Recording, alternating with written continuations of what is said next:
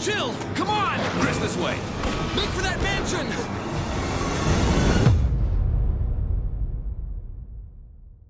Once again, we go back to that ominous mansion, deep in the forest on the outskirts of Raccoon City. Back to the relatively small beginnings of what would become a global pandemic and a video game phenomena. Enter the survival horror. Enter Resident Evil. For those new to the series, you play as either Jill Valentine or Chris Redfield, members of a special task force named STARS, who have been sent to investigate the disappearance of their Bravo Team colleagues. After Alpha Team locate Bravo Team's helicopter, all hell breaks loose, forcing a few of them to take refuge in a nearby mansion. The mansion itself is one big puzzle, made up of lots of smaller puzzles scattered throughout the various rooms and hallways. Much of this revolves around backtracking the mansion, collecting keys which in turn allow you to enter more rooms with puzzles, which you solve to get more keys, unlocking more rooms, and more keys. It's a hell of a lot more fun than it sounds.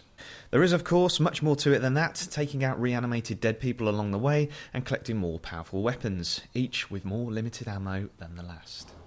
It feels good to be playing Resident Evil again. I say again as this literally is a HD remaster of the GameCube remake for the original PlayStation Saturn. In simple terms, it's a remaster of a remake, but this is by no means a criticism, as this has and always will be an absolute classic.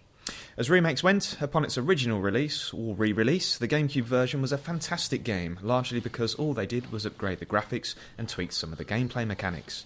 The controls always were a little frustrating, and the option of not turning on the spot like an arthritic Michael Jackson is a new welcome addition by allowing players to physically run where they point the analog stick.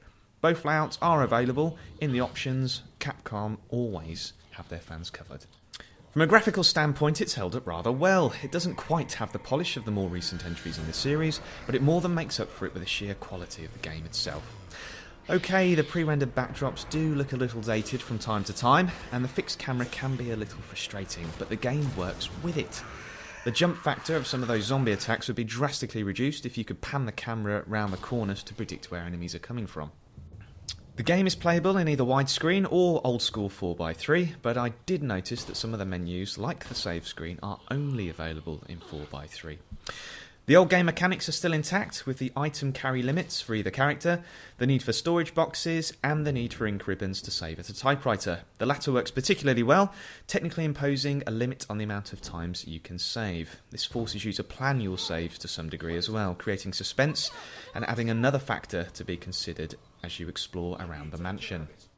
All things considered, this is a great game and really stands the test of time. It plays just as well now as it did nearly 20 years ago.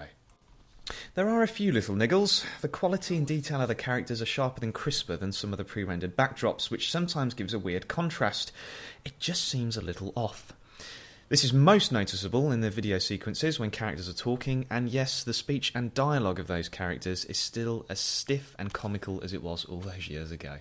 These are, however, very minor things, and in no way detract from the overall appeal of the game. It's still the same fantastic, groundbreaking experience it was 19 years ago, but now in a higher res, on new formats, for new fans to enjoy, and old, all over again. All the ingredients are there, and this really is the godfather of the horror gaming genre. It's a joy to play, and I suspect it always will be.